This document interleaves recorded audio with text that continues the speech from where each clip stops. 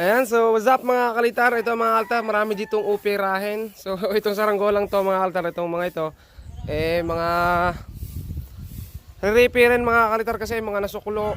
Matagal ng mga saranggola to.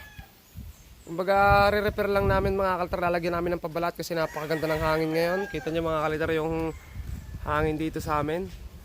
Medyo kulimlim lang mga kalitar pero napakaganda ng hangin. Itong mga saranggolang to, yung iba galing sa akin. Yung iba, hindi ko alam saan kinuha ni Leo mga kalitar. Si Leo mga altar, si Leo. Sama naman natin si Leo.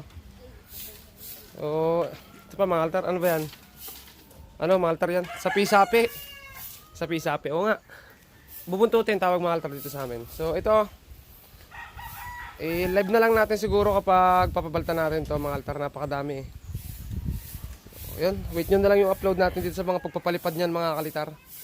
At bye-bye.